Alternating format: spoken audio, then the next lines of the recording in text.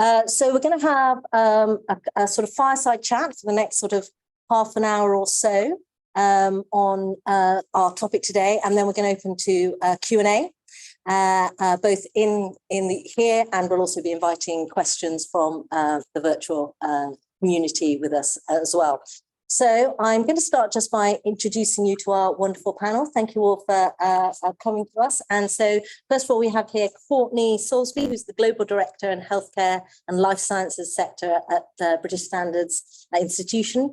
So Courtney is working to understand market challenges and future needs of the healthcare sector with key clients and industry partners to develop holistic solutions, strategies and programs, to work with pharmaceutical and medtech industries and the supply chain for over 10 years, and has been in many, many different collaborations and really does make action happen. And next we have Hannah Pathak. Sorry, I should have said, tell me how you pronounce that. Pathak. Pathak. Right, well, I should have checked that. International Managing Director for Forum for the Future, overseeing a really broad portfolio of transformational change projects and cross-section collaborations. We've had a real opportunity to see the wonderful work you've been doing. And throughout her career, Hannah's focus has been on NGO, corporate and academic partnerships and collaborations, including leading high-profile initiatives such as the HSBC Climate Partnership and Walker Programme. Hannah's also led international humanitarian disaster response deployments at Rescue Global, and has a particular interest in leadership skills in uncertainty, complexity and crises. Ooh, that sounds awesome. And then also we have Matthew Fraser, Head of Research and Development at Circular Economy. Matthew has worked at the field of circular economy for over 10 years, advising businesses, cities and national governments. He's in charge of setting circular economy's research agenda and is leading the Circularity Gap reporting initiative, and motivated by using data to paint a picture of what a future economy would look like and how we can deliver prosperity within the boundaries of our planet. And then myself, very helpfully, Charlotte has given me my own biography because I do really need that. So I'm founder and CEO of YewMaker and the director of the Sustainable, I don't know why I'm reading that, and the partnership. And over the last couple of years, what we've been really wanting to do is to really use collaboration to really drive action. And we've now got 48 organisations across Sustainable Partnership working together to really try to bring action-focused solutions through a 4-year programme, where we'll talk a little bit about that a bit more as we go through. So thank you very much indeed. I'd like to sort of first come to you, Hannah, and just can you tell us a little bit about what you're really working on currently and how collaboration has been the foundation of sort of driving forward that? Yeah, absolutely. And I'll kind of focus in on 2 particular elements because I think they're most relevant for this topic. But Forum broadly convenes collaborations around food, energy and the purpose of business. So we have quite a whole suite of them, but I'm just going to focus on 2 that focus on the intersection between climate and health, and also some of the sort of circularity challenges in healthcare as well. So the Climate and Health Coalition, which I co-direct, is with Hayley on Reckitt, War Green Boots Alliance and Bupa, and also recently Bristol Myers Squibb as well. And the purpose of that is really to try and see what the role is of the private sector to accelerate action at the intersection between climate and health, kind of going from the premise that a lot of the drivers of climate change are also drivers of poor health, but also that health will be significantly impacted by climate change. And it's the World Health Organization calls it the biggest health crisis of our century. So kind of looking at that is like, what are the actions that the private sector needs to take, either individually within their own sphere of operations, but also collectively. And that's kind of the focus of the coalition. So I'll talk a bit more about examples, perhaps when we go into detail. And then the other collaborative action is actually with Zoe at Haleon and another of her colleagues. And this is where we kind of first came into communication with each other, is looking at the challenge of blister pack circularity and the fact that it doesn't exist at the moment.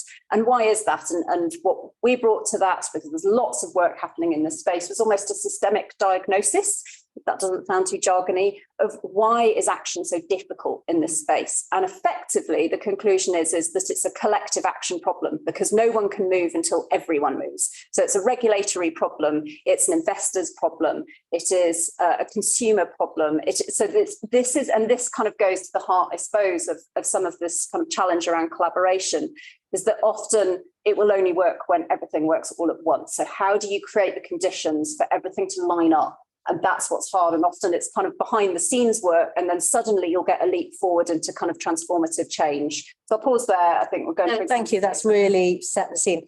Two things. I always forget something. First, if there's a fire alarm, it's a real fire alarm and we have to evacuate. Second, if you've got questions, if you're here in the audience, we're open to questions and you can say them verbally. If you're online, you can write them down, and I've got an iPad here and I'll be able to ignore them or ask them later. So thanks very much. That really set the scene there. Matthew, I wonder if you could sort of give us a little bit of flavour of what you're doing and that sort of more macroeconomic and bigger picture. No, definitely. So I think maybe it's useful also for me to kind of frame how we think about circular economy. So a lot of people think kind of recycling plus, very sort of end of life focused, and that's certainly a big part of it.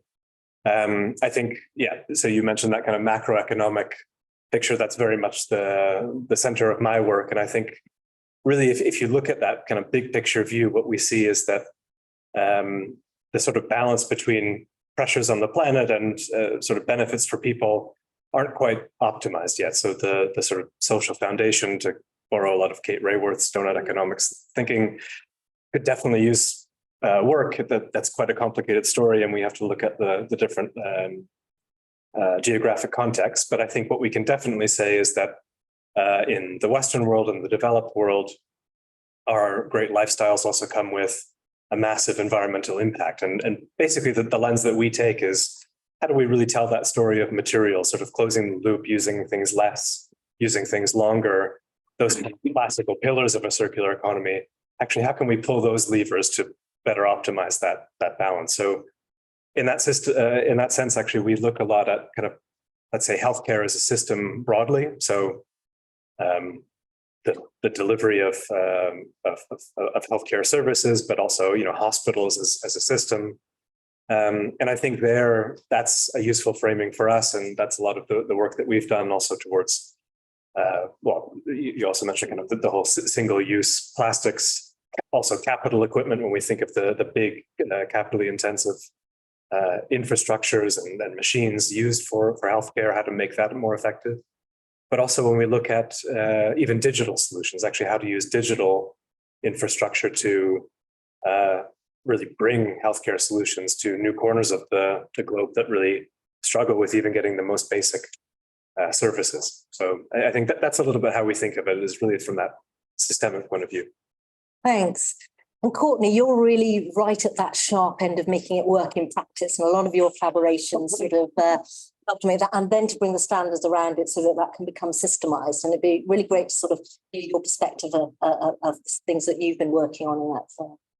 Yeah, brilliant. Thanks. That was really insightful just from my peers as well. But so I think I'd break it down into three, and I'll try to keep it at a high level at this stage as well. Three different areas that we're really intimately involved with the industry and the ecosystem of healthcare and connecting with the manufacturers. One is around antimicrobial resistance and looking at wastewater discharge in a manufacturing environment. And about 3 years ago, we convened an ecosystem that represents both kind of regulators who are starting to look at this, government policymakers, academia, manufacturers, as well as healthcare system procurement as a lever to change for this place.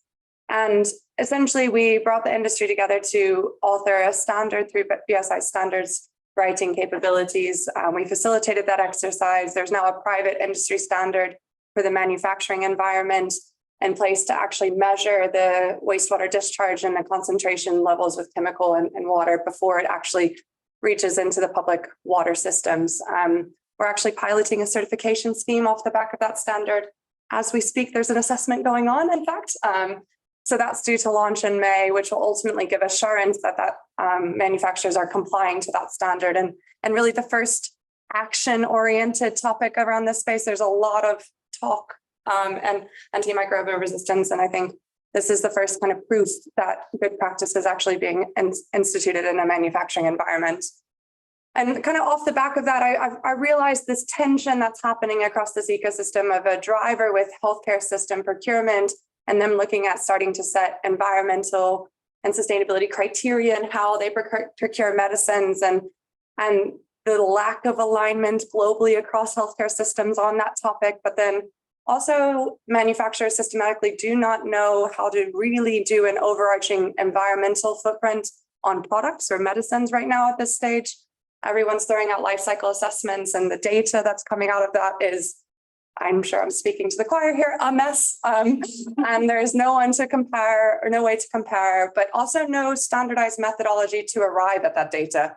So I think a lot of people are immediately going to data collection and measurement, but well, let's take a step back. How do we align on the method to do that? So we've got that similar ecosystem engaged now on looking at how the standards can drive consensus on this topic rather than, I think, what has historically happened, which is a manufacturing only driven exercise. So we're kind of looking at that space. It's in scoping phase now, but I think we're at the right pivotal moment we talked about where it seems like we're pre-greenwashing stage, but there's enough tension happening that there's an appetite to drive action. And then the final piece is there's a lot of work going on in pharma sustainability groups around access to medicine and actually ensuring donated medicines are actually reaching end patients in the LMIC, low middle income environment.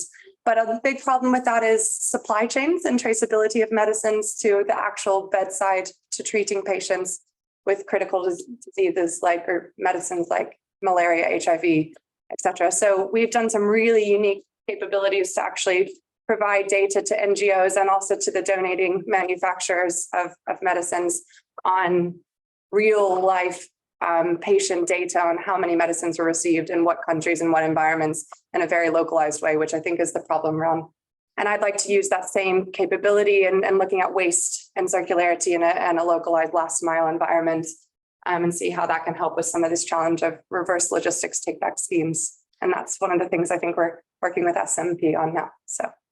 Yeah, so thank you. That's those different viewpoints and those axes are also critical, and you can see those connections there. I think in SMP, essentially, we've sort of pulled all those things together to see what we can do through sort of proof of principle projects over the next 4 years to sort of take some of these things forward, and probably in all of those different kinds of some of those systems levels areas.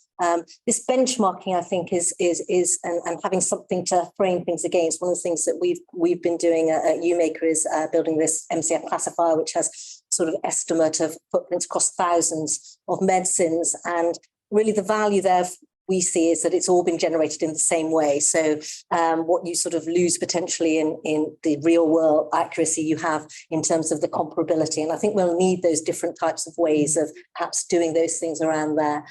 I'd like to sort of think now when we're thinking really about collaboration and action and those two things, where you think, is there a sweet spot there? Is there a way in which collaborations are the way that we're going to drive action? But is there also, I think we've all experienced that probably, where sometimes collaborations are sort of, because they become so big or how you govern them or whatever, they're sort of, is there a sweet spot there, or is there always a tension there? Is it that collaboration is the way that we're going to sort of drive action, or is it we landscape it through there and then we're going to sort of have to have more smaller ways of driving action in this complex area? Perhaps I'll start with you, Matthew, and just you sort of you've got that really high level picture. How do you think then of driving that forward? Well, I think, if I look kind of across the economy, the whole goal of circular economy is really trying to, well, as I said earlier, keep materials in use longer, use less, keep them cycled more, and that in many ways just rubs up against a lot of really well-formed incentives within our current economy. And to get beyond that, you also pointed to kind of collective action problems.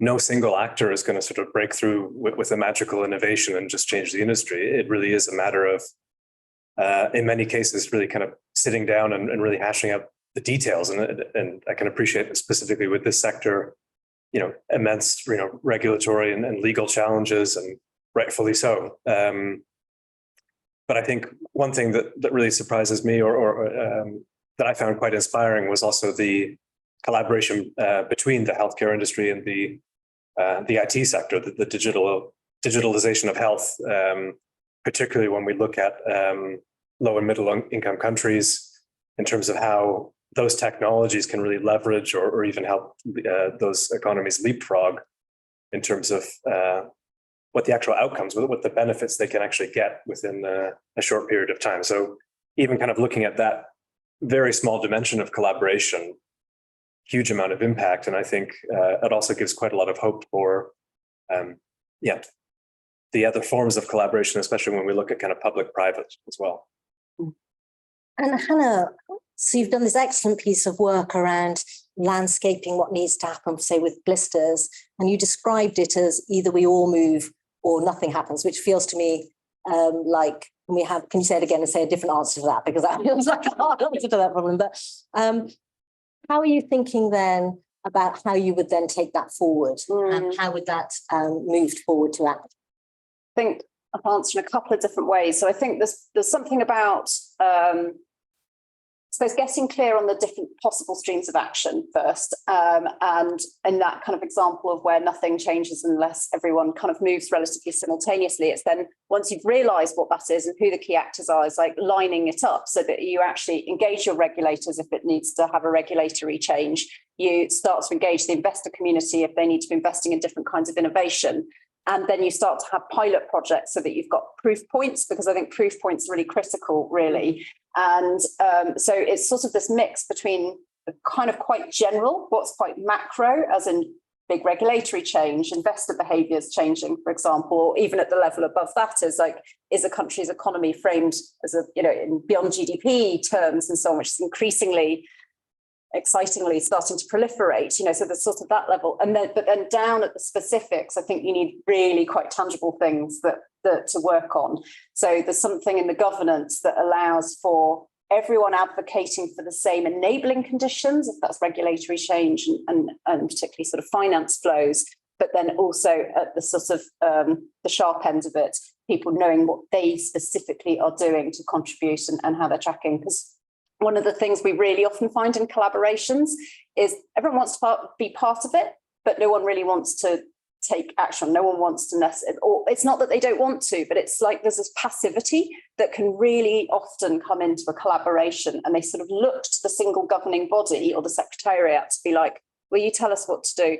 And so there's almost this power dynamic that you have to kind of work with to try and almost shift against that. It seems like quite a natural inertia almost in collaborations. So you need to think about the governance structures to almost devolve out responsibility, and that's where it goes into the specifics and people know what they are leading on. Yeah, another way we sometimes describe that is everyone wants to come to the party, but they want to make sure they're going to have a good time. Yeah. So they don't really want to be organising any part of it. Yeah, absolutely. Yeah, but somebody has to make the plan. And so, Courtney, I'm really interested. AMR is such an amazingly concern that needs to be tackled, and what's it taken to get back to this action, which really seems absolutely what's essential? It's taken, I suppose, some years. I think since we've been talking. Do you feel that there's a roadmap for that you can roll out that would allow taking these massive systemic problems and leading to an action, even a certification in that process? Yeah, I echo, I think some of the points that you all were making were really good. I think I would further solidify that really understanding each stakeholder group's specific challenge and driver for change is critical before the collaboration exercise starts, I would say. So really, if you have a challenge statement, to identify, well, what's the regulator's interest and why are they trying to drive change, or what is the manufacturer doing in this space and why are they trying to, before we actually engage them on collaborating together, and then you're able to find what the common ground is and drive that, I think is one of the key points that I've found as success and some of the collaborations. The second thing I would say is that a lot of people are, there are a lot of convening of action, which is great, and I think is important. And I think it's finding the right bodies, which, one of the reasons why we've joined SMP as one of the founding collaborators. I think that the moral value statement that is ultimately here behind SMP as a collaborating entity is the right way. I think, one of the things we see is the impartial and neutral body to drive change without an ulterior motivation, I think is helpful in this. And not too heavy sided on one part of the ecosystem or the other, because I find, trade bodies, for example, that represent one industry's interest or one part of the industry's interest, do some really great collaboration and even I'll call it lobbying of different other parties in the group. But they're always representing one party's interest. So finding that neutral convening body to drive action, I think, is a quite critical key to success. And I think why we are being approached in a lot of this area as a body of as BSI. And then I think the final thing that I would say is, you mentioned, the requirement for everyone to act together. And I think a lot of times people are struggling with, what do they do to act? And what tangibly does that mean? And I think it's really easy to sit in that passivity state where you don't know what to act on or how to act and what is the output. And so I think what I really liked about some of the work you've done is, here's the output we want out of this. Let's work backwards from that to drive collaboration, rather than how are we going to do this as the starting point and what do we want to achieve, rather than, okay, here's our hypothesis, this is what we want as the output, now let's work backwards. And I think that's also helpful to kind of get more tangible with the action. Yeah, I think that really resonates. I think one of the things that in sort of setting SMP is that sort of thing, that what we're doing through that, what YewMaker is doing, that we're just serving the change that we want to see. We don't make medicines, we don't do, that's it. And so it allows us to be in some ways a bit bolder, some ways, because we're saying, and so we can sort of say, this is where we want to go, how are we going to make that happen? And that's a statement that helps you with action, because and you need all of the other different things, but it's quite difficult if you've got to change things at home and you're feeling pains or all these sorts of things, to sort of keep a razor focus on that. And I think the other thing that, to your point, Hannah, which I totally agree with, is we operate at two levels. There's this kind of systemic kind of level of the foundational infrastructure that we're going to need, and then sort of exquisitely fine sort of exemplars to make it tangible. I sort of want to ask you next about the issue of data and information, and where you think we are in 2023, and how much of this is an enabler and how much of this is a sort of limiter. I'm constantly surprised in both ways. I'm constantly surprised. I'm like, oh really, that is available? I didn't know that. I'm like, I'm sorry, you can't find that in 2023. It's sort of, oh, you can't do that. So I was just wondering, just where you're sort of feeling that might be. Maybe Matthew, I'll ask you that first. Yeah, well, we publish global reports on the sort of state of circularity. And one of the things that we always just scratch our heads about every single year is national level waste generation, collection and treatment, largely unknown globally. and also just also thinking of that of a sort of moment of really 2023, we don't know where materials are going, huge amount of kind of black market activity. That's, for me, shocking, right? Like, we don't even know how much value is being lost, where is it going?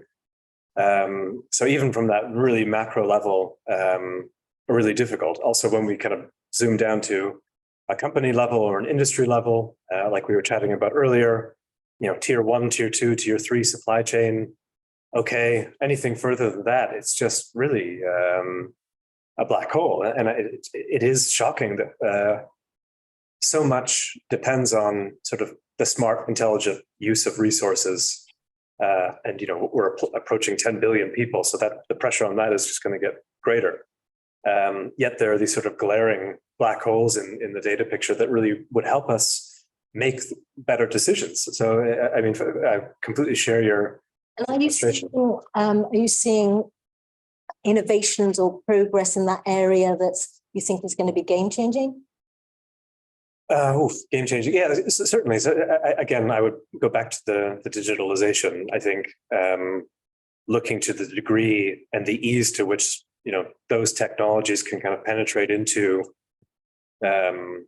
supply chains, materials. So you'll often hear about kind of material passports.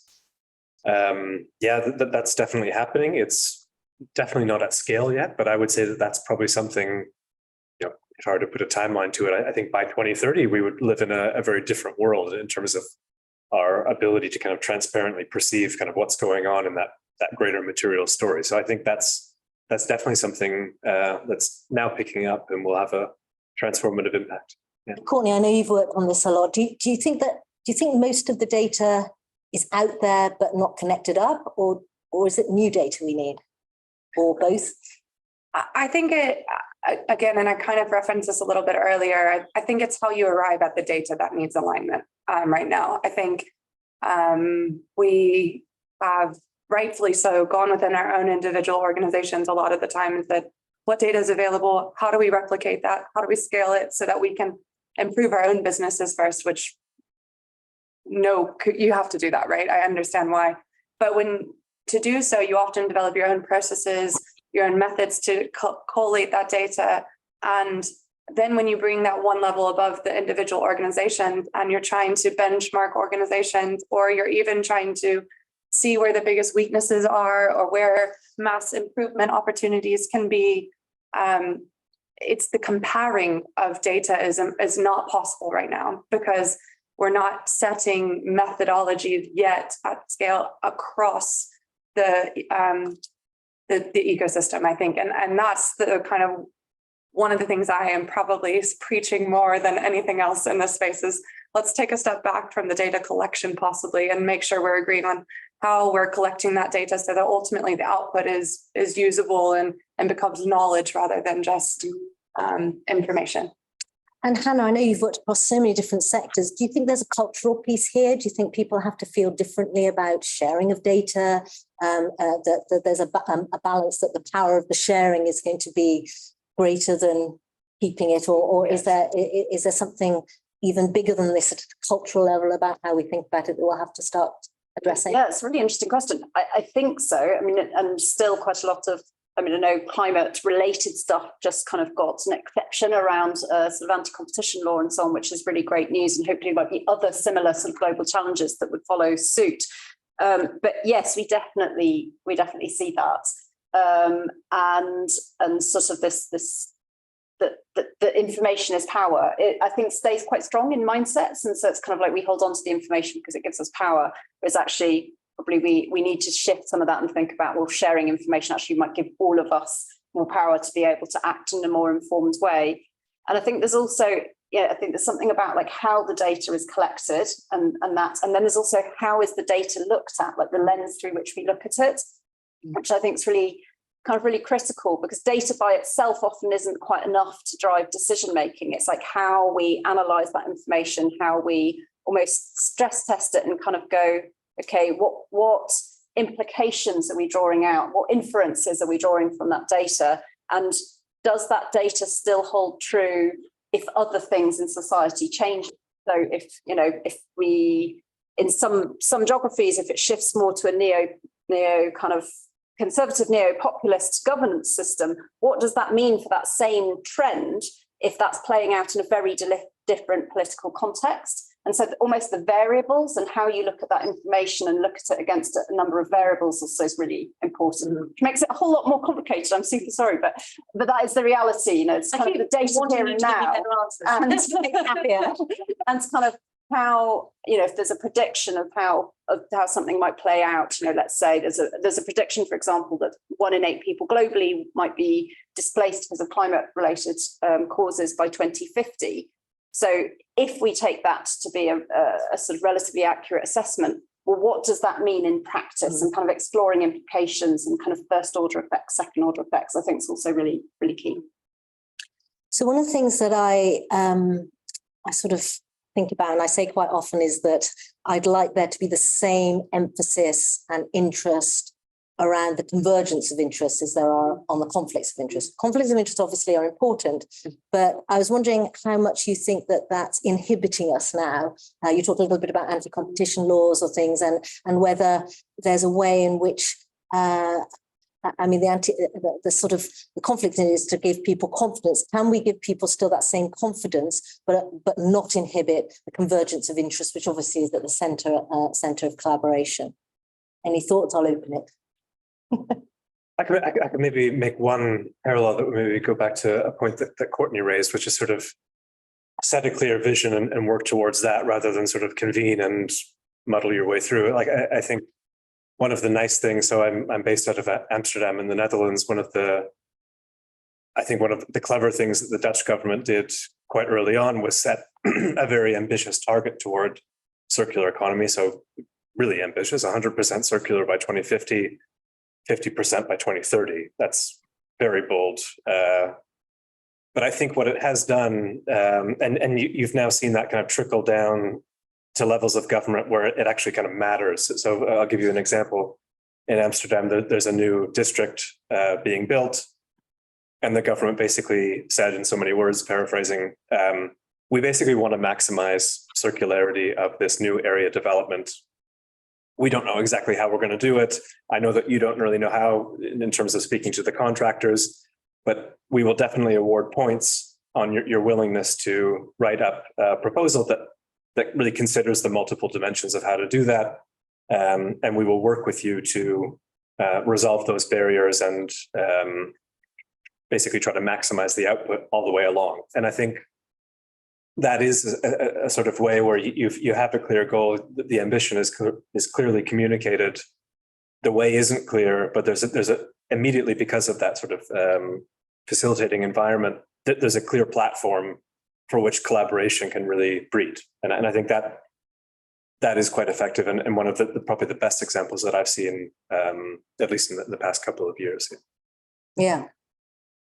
Yeah, and I think that's a really interesting thing there, because it's almost like there's a deliberate innovation gap built in. They're like, don't know how we're going to get there, but we know it needs to happen. And I wonder if that's like an interesting space, and it's sort of some combination of both competitive and collaborative, because you kind of go, well, you can compete for this innovation space, but you could also collaborate that same innovation space, and it might not be an either or in that instance.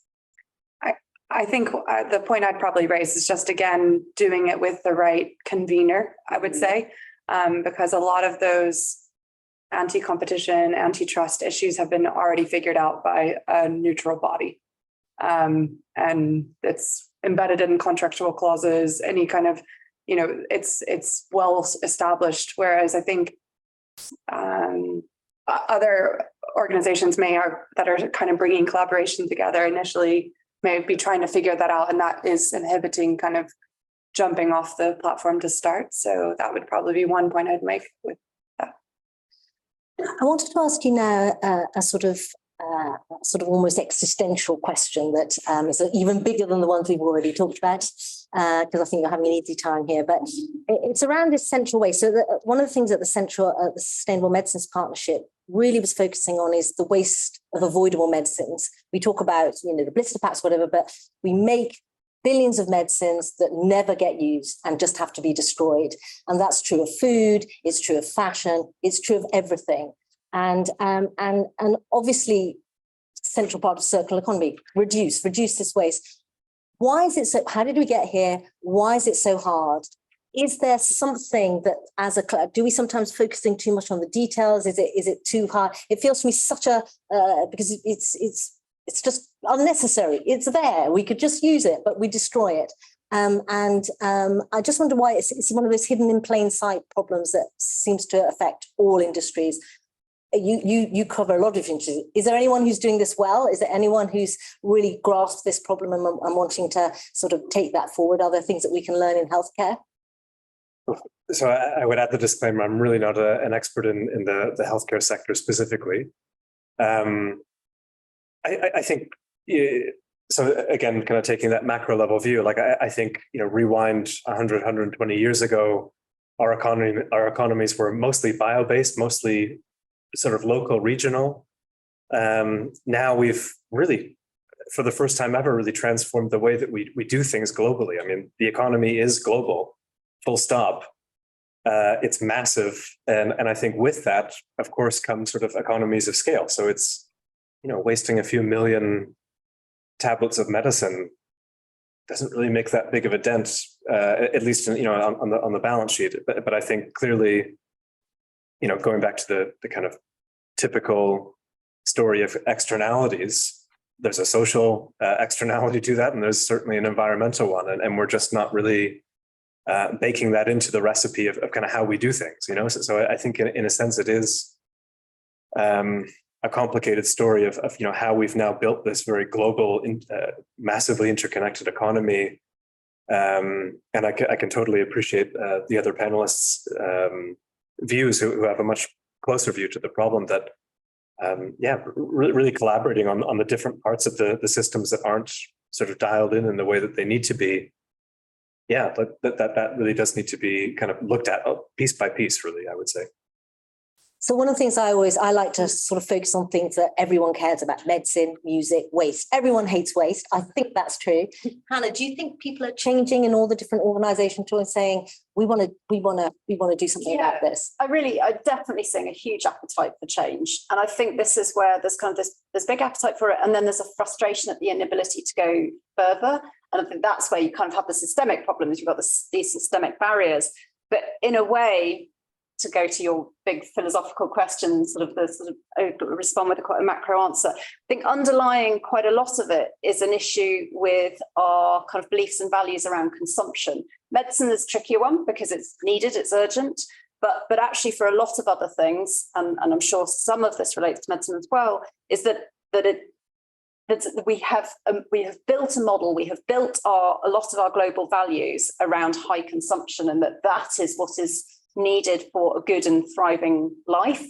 And so there's things that will need to shift in our own personal beliefs about that, I think, but also in the goals of our system, because our systems have then been set up to respond to that or to continue to drive that. This kind of reinforcing. So if you looked at the food system, perhaps, so similarly essential for everyday living, but our food system has been set up broadly to provide cheap food at the highest possible yields without considering the externalities. But if you were to turn that around and think, well, how is, and therefore, agriculture is one of the single biggest carbon emitters, and there's lots of livelihood issues inherent with value chains as well. So if you were to look at it and think, well, if we created different goals of that system, if that same system needed to absorb carbon in the soil, if it needed to provide good quality livelihoods, do you then build it differently? So there's something about like the relationship between like the goals of our system and our sort of underlying mindsets about what's a good life, and I think there's a sort of inherent short-termism problem that I think humans tend to fall foul of, that we're not thinking about the long-term implications. We make decisions that feel good for now, but they're not for longer. So there's very sort of a philosophical answer, but I think underlying some of the changes that need to be made, there's probably some mindsets and beliefs and values that sit beneath them that are needed, as well as the sort of quite tangible things of circularity, for example. And Courtney, in some ways, maybe because of the way we feel about medicines, maybe it's an area where those sort of societal and cultural changes may happen. Now, you've seen firsthand some of these last mile problems, these reverse logistic problems. Where do you think we are there? Are you seeing change? Are you seeing a sort of roadmap to a new way?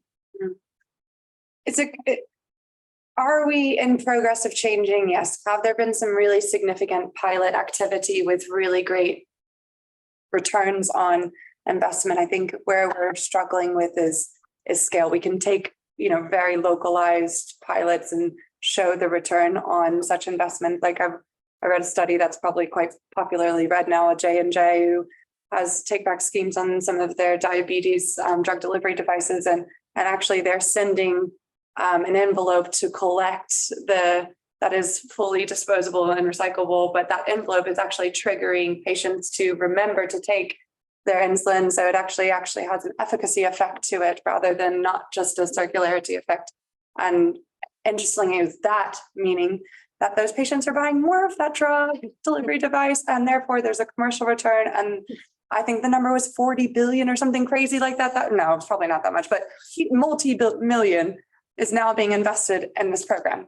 And so I think one of the things that we sustainability people, I'll call it, are often guilty with is getting really close to the technical problem and the technical challenge, and the not necessarily thinking about the commercial advantages of some of the challenges that we face. And that's why I'm kind of really hyper-focused on, when engaging with the ecosystem and the progress of change, I think some of the biggest levers are, the tenders and our customer base is the healthcare systems now, and also the financial investment community, which is attaching green bonds to sustainability programs, which get the CEO's attention, I promise. And some of these real commercial drivers that actually can be delivered through sustainability objectives, rather than, I think sometimes we think of them in silos. So the progress I'm seeing is that linking of the technical challenge with the broader ROI. And then that's kind of allowing further progress in the system. Yeah, and one of the things that brings back that we say about sustainable healthcare, if we want that to be successful, that ideally it should just be the best way to deliver healthcare. You know, for the patient, for the business, that's the way that we want to drive. So just bringing that all together, I couldn't agree with you more. So I'm going to ask you one more question, but we're going to be opening to questions soon. So I've got a few here, but start getting your thinking caps on. But I just wanted to finish off by just asking the sort of crystal ball question. I think that sort of many of us here are sort of obviously because of the trajectory and the time frame. If you could, in the ways of which you think the collaborations in particular are, if there's something that you would really like to see happen in the next, you can choose what time period that you think that would be a way in which we could collaborate together more to sort of really make a transformative impact. I didn't pre-warn you. I should have. That would have been kind of me, but I'm not that kind of chair. And maybe just because it's quite, I'll go ahead if that's helpful, because you guys have this much bigger picture thinking. I think the product level and environmental quantification is pivotal to any of this progress, any of it, you know, waste collection, circularity, being able to really quantify what is the environmental footprint of a medicine or a product category, even if we're kind of raising it one level above.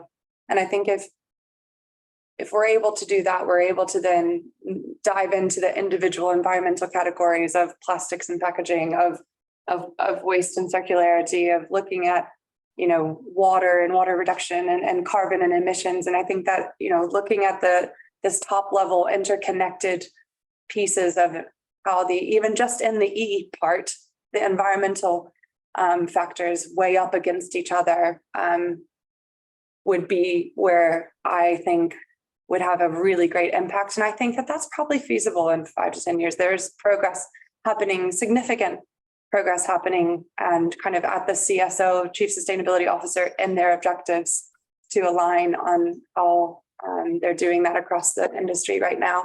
So I think in 5 to 10 years, if we were able to weigh up, okay, this medicine, I'm going to do a trade-off of the green chemistry compared to the plastics involved in the packaging, and do that knowing the emissions reduction or a surplus that may cause, and having this way of quantifying the balance between those, I think we can make significant progress. And do you think you could then also lead to standardizations around that as well? Do you think that that would lead into a framework that would allow you to do that? I'm hoping it's the way to do it. That's what the conversation is now, is that actually can be the mechanism to get consensus on how to measure that. So I might go next just to give you a little more. I think mine sort of relies that. I would really like a sort of a fundamental level for us to think about how we can empower everything that we do through sharing data rather than keeping data. Now, I come from genomics, and really that was very radical when we were sort of starting to do that, you know, everything was shared. Now, often people think genomics just did that by ethos, but in fact, it was just the best way to deliver the impacts and the outcomes and the progress we wanted. That was just the best way. You couldn't do it on your own. I think that's the same here, but I think people just haven't got their heads around it. But I think if people did think about, okay, the best way I'm going to do this, how can I radically share data to empower the changes, the commercial, whatever they are, I think it would be quite transformative. You look like you've got an answer. Well, yeah, I just jump in, and I also unfortunately need to jump out. But I think actually that just having that transparency available would just in itself be the sort of a game changer in terms of how we even look at, you know, how we do things. So I think in many ways that basic level of transparency is an enabler to so many other things. So I would just echo both of your points. Well, we have to let you go now. So to ensure that you've got maximum value out of traveling from Amsterdam, I'm now going to go to another panel. Thank you so much. Thank you. See you.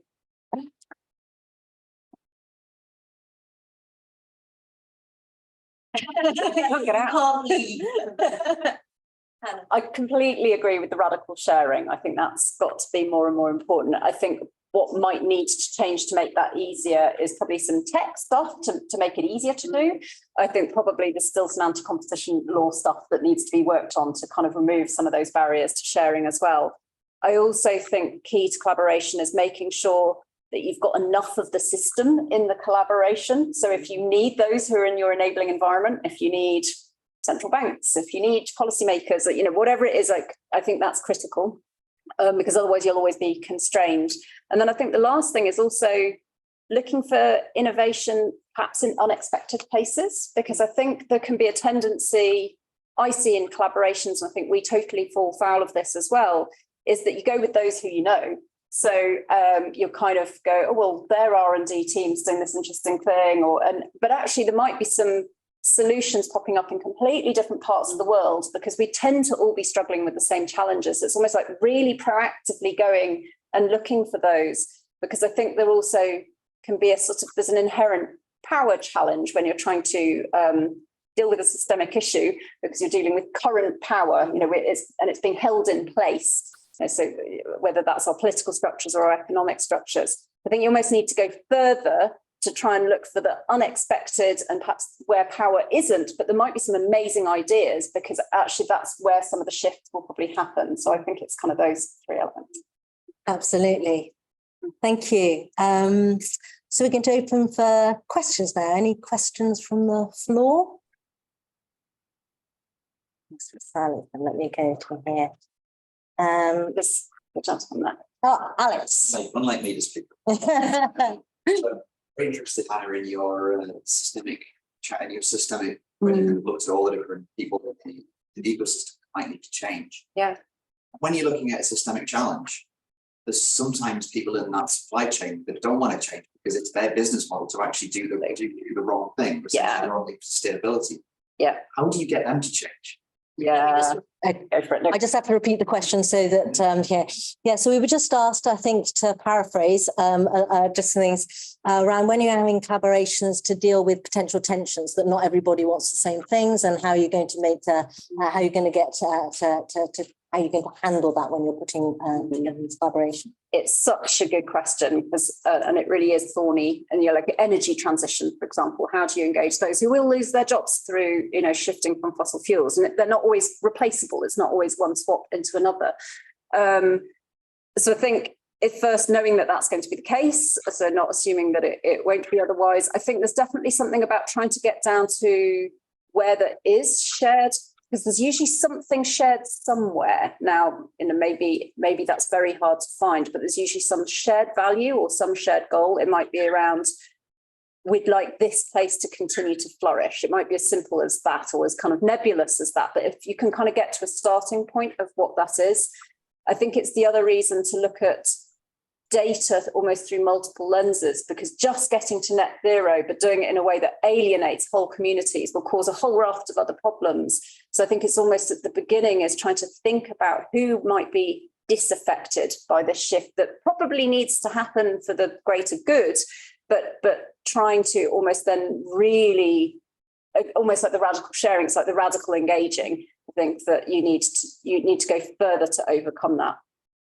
So the shift for the greater good, I often, on a personal level, I struggle with this a little bit. You know, I should only buy local fruit or whatever, but I'm thinking, but the ones that I was buying from Venezuela or whatever, what happens to those farmers, and what is the greater? And I sort of, it causes me stress. I have supermarket angst all the time. Yeah, absolutely.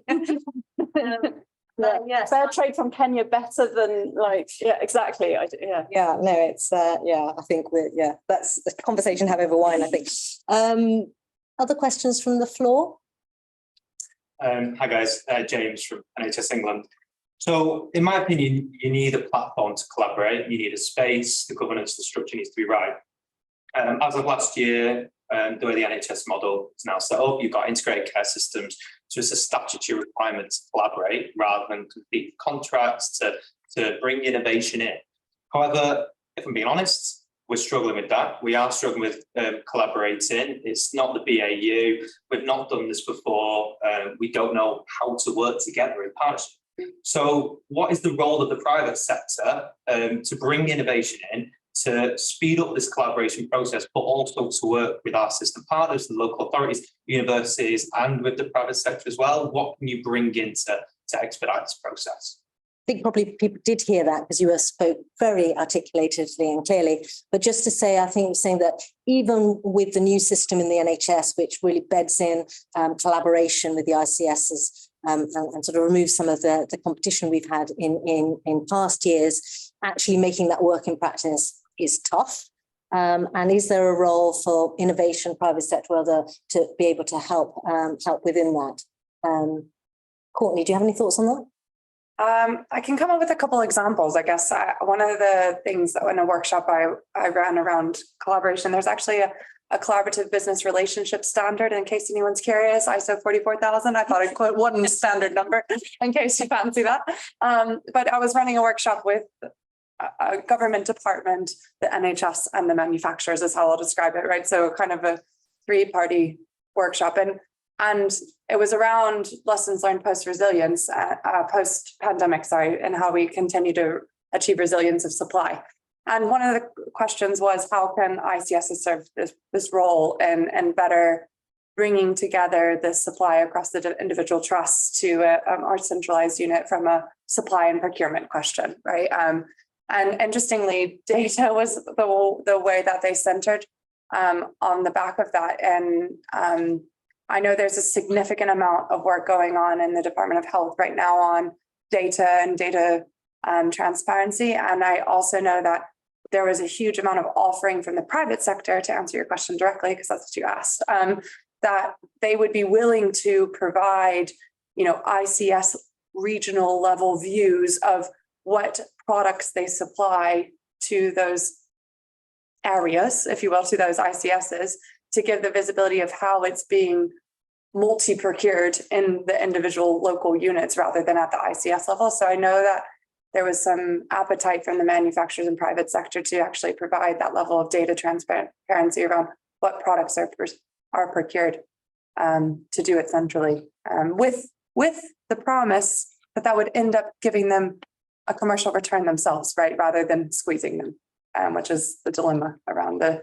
trust in the system. But that was one of the things that was brought up.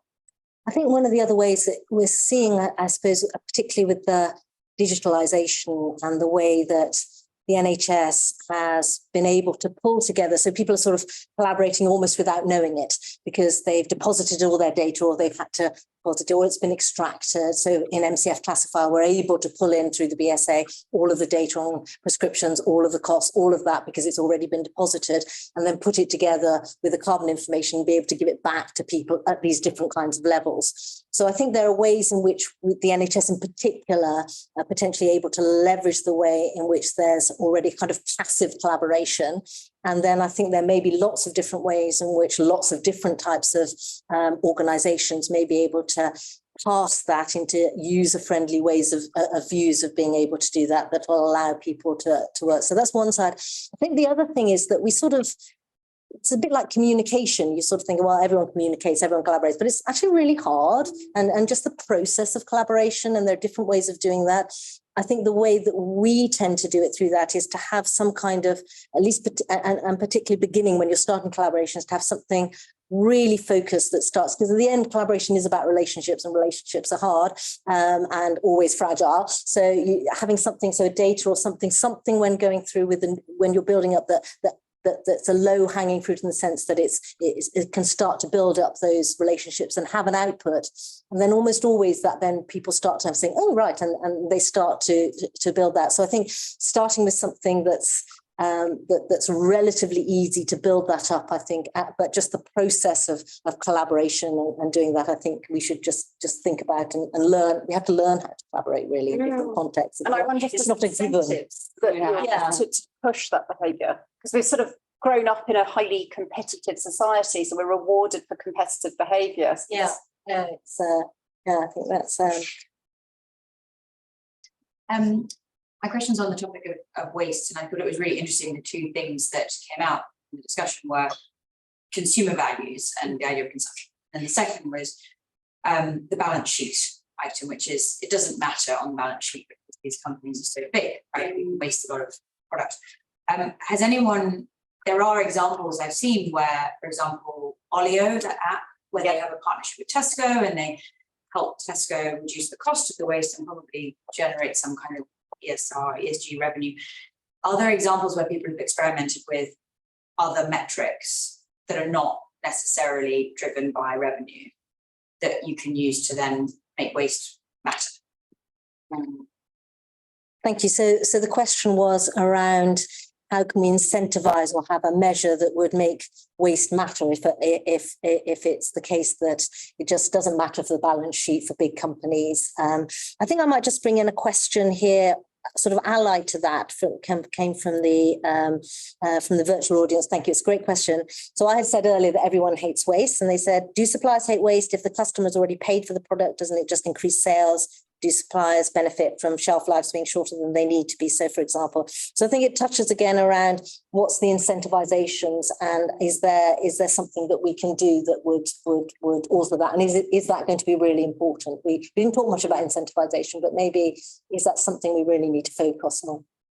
Yeah, I don't have a good example to hand from a consumer perspective necessarily, but I think there's something around, well, certainly around carbon, about externalities generally, probably, that need, at the moment, they are not integrated into the cost of things. So I think that holds sort of true cost element.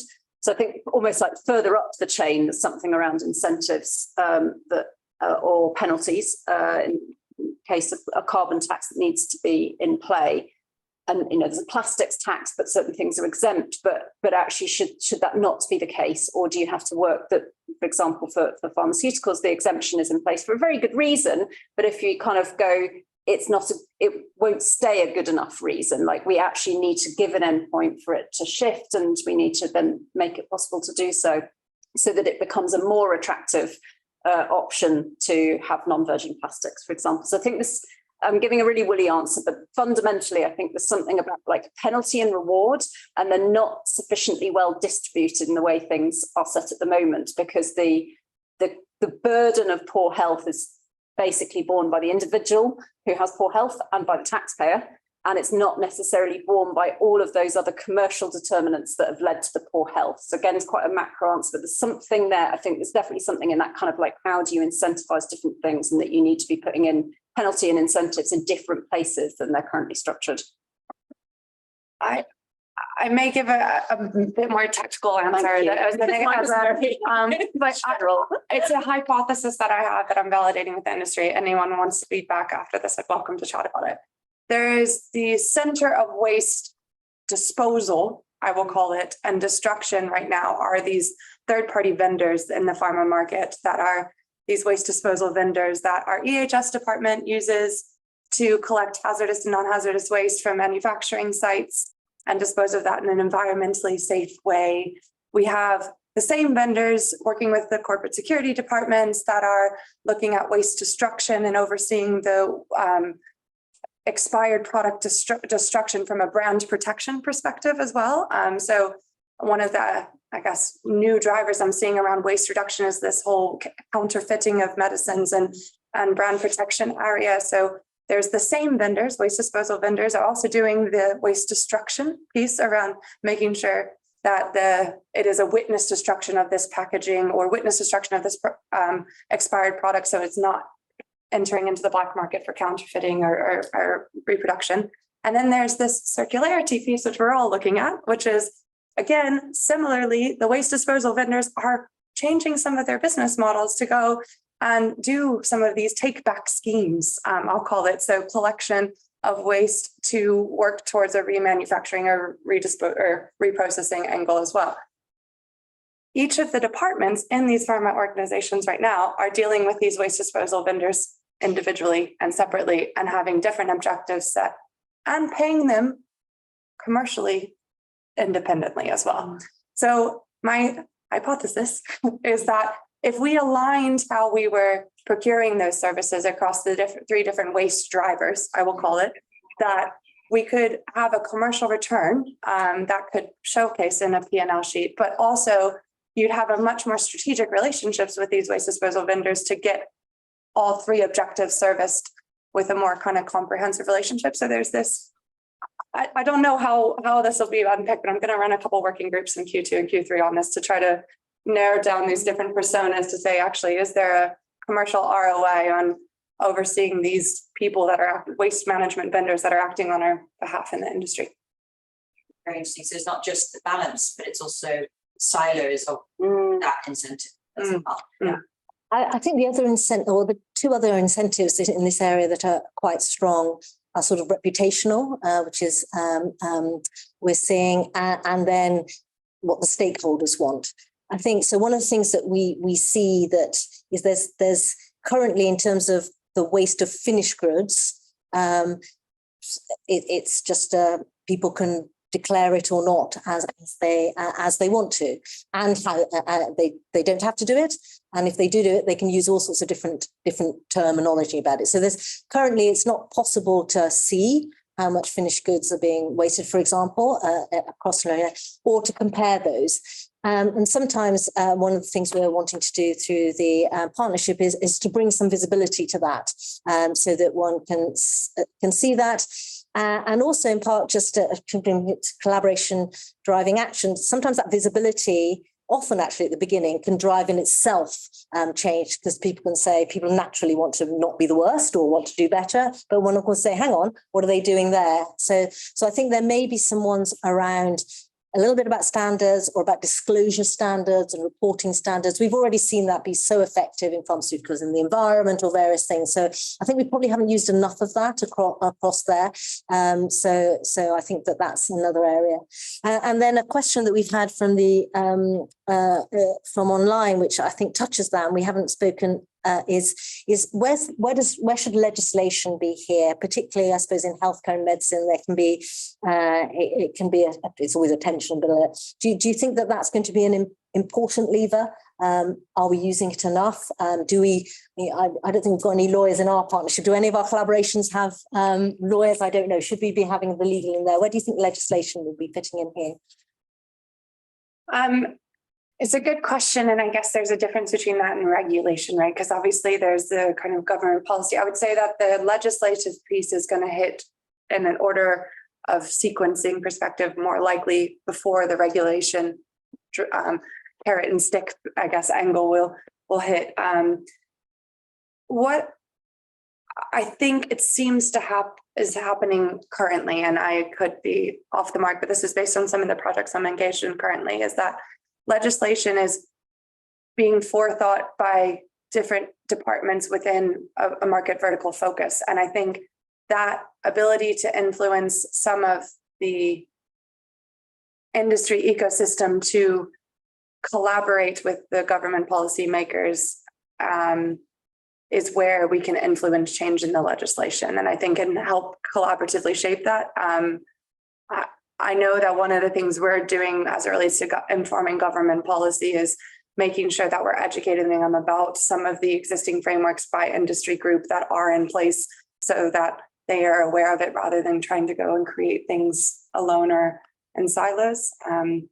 It's not a perfect recipe by any means, but I definitely think it can play a role. And I think what seems to happen is that the more mature, more advanced organizations are in the position to influence the future of legislation, but there is a huge chain of less mature organizations that end up having to react to legislation, and they don't get that foresight because they don't have the same resources to invest in the kind of lobbying and proactive elements of it. And I think we make sure that I'm trying to make sure that when engaging with the more mature organizations, that we're not leaving the less mature behind when we're shaping what the future looks like. Yeah, I strongly believe, and again, with the partnership, we wanted to have that representation across the piece, because the system has to, be either all win or all lose. So we have to make everything work. Yeah. Have you had examples of where legislation has been really impactful? Are you seeing that? Obviously in the packaging space, there's sort of legislation sort of coming on board. Do you think that's going to be a real driver? Yeah, I really do. And I think it's a really interesting one, because you kind of, you need the floor being raised for everybody. So I think that's where legislation is incredibly important, so that no one is disadvantaged by kind of new rules of the game. Everyone's equally disadvantaged. But in reality, as you say, those who've had the foresight will still have an advantage there, and probably SMEs in particular will struggle with that. So that's a reality. And I think there's some legislation, for example, I don't know how many of you are familiar with the Better Business Act, but that's pushing to change legislation in the UK, which is around what a company's legal obligations are. So instead of it just being a company's legal obligations is to drive profits for its shareholders, it's that it will be that plus delivering social and environmental benefit and being able to demonstrate. I think there's probably some woolliness around what that actually looked like. But that would be incredibly significant potentially if that does shift. There's lots of companies that have signed up to it. There's lots of movements in Parliament about it. And there's similar initiatives happening in other countries around the world, because obviously that would be jurisdiction specific. But that in itself would drive a whole suite of different kinds of actions by just, so kind of at the highest level, like what are the things at the highest level that would then have almost these chains of events at kind of legislative and policy levels beneath that. So I think it's a really significant, and also climate litigation is probably one of the growing areas as well. So I think it feels very, very relevant. Other questions? Thank you. I've got a question for Courtney. Thank you for quoting ISO standard statistics. For me to quote one back. I probably won't know it, to be fair, but go ahead. ISO 40 and 44 life cycle assessment principles and methodology. And curious because you mentioned that there isn't a framework and there isn't a kind of common methodology around the data gathering assessment. It's, for me, like there is one, it's there. It's a little old, it's a little imperfect, it's very open. But for me, I feel like what's more severely lacking is the lacking of authority to scrutinize the processes that people undertake for their LCAs. There's a burden on the LCA practitioners to arrange for an independent panel review, but that requirement is fairly loose, vague, and the spectrum of independent panel review kind of rigor is quite broad. So I'm curious where you think this particular standard or a new standard would need to go to address some of the issues that we're seeing in our processes. So just to repeat that question, it was a more detailed question about LCAs and the existing ISO standards on there and where they need to change. In particular, currently, you need, what kind of independent review one needs to see to ensure that one's implementing that standard to the right standard, and where you think that's moving. So I know, for example, our assurance business is looking at this of how you would actually assure company has followed the ISO standards that you referenced. But the thing that's, I'll say what the industry trend of what I'm seeing and how I think it will evolve is that a lot of them are taking those principles and ISO 10464 and 67 as well, and looking at it at and with an industry specific creation to that, which allows for a bit more granularity and detail around the conversions and specific product categories even. And so the other thing that's come out of the EU in the last year or two is the EU PEF, product environmental footprint guidance, which focuses on certain product and segments, but our industry is not accommodated for that in that yet.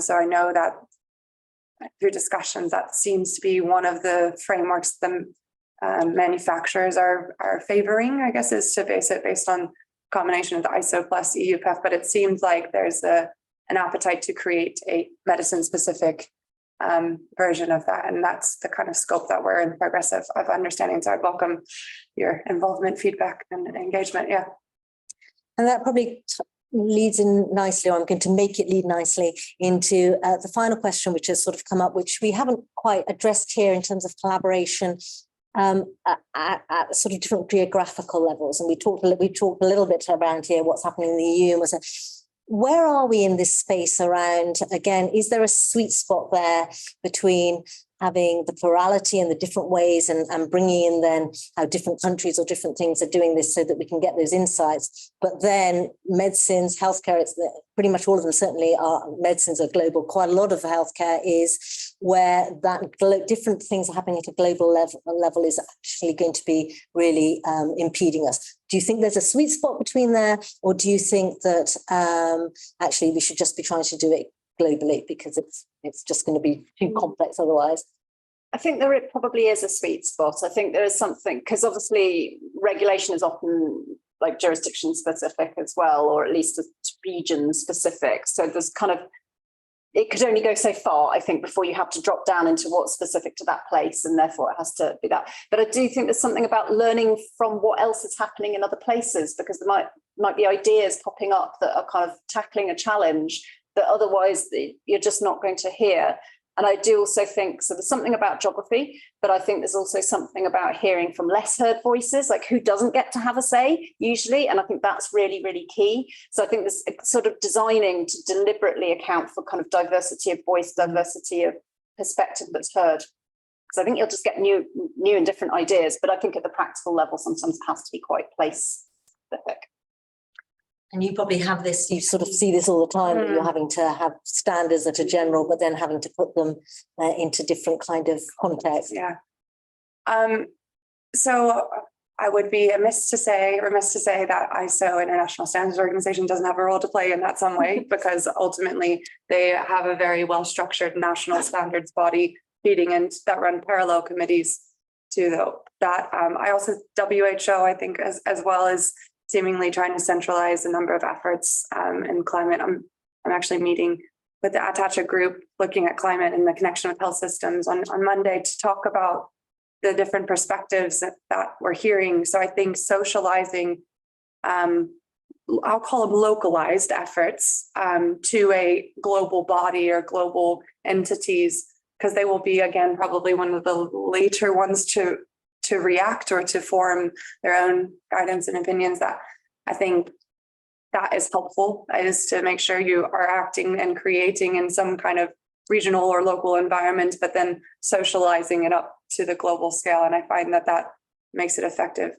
Also, I've learned that to your point, I think working cross geographies and bringing peer to peer, like I ran a 9 different healthcare system workshop looking at how they're setting environmental criteria into their commercial tenders in January. And it was so insightful to hear actually how much alignment there was as it relates to the position they see themselves in, not necessarily the criteria with which they were doing it, but the position and the lever they find themselves in to change, and willingness to even change how they're setting their criteria in order to get bigger impact. And I thought that was like really eye-opening and promising, I think. Well, that's a fantastic way to end. I think, that collaboration to drive action, if we can really focus and bring together the alignment, and often we sort of forget to talk about those and really set those out and things, and then the areas that around the edges that we need to sort of bring handle. But in this space in particular, there really is, I think, sort of from principles and philosophy, strong alignment, so we can lead that to drive us to action. Thank you very much, Hannah and Courtney and Matthew in absentia, and thank you all for listening here. Let's give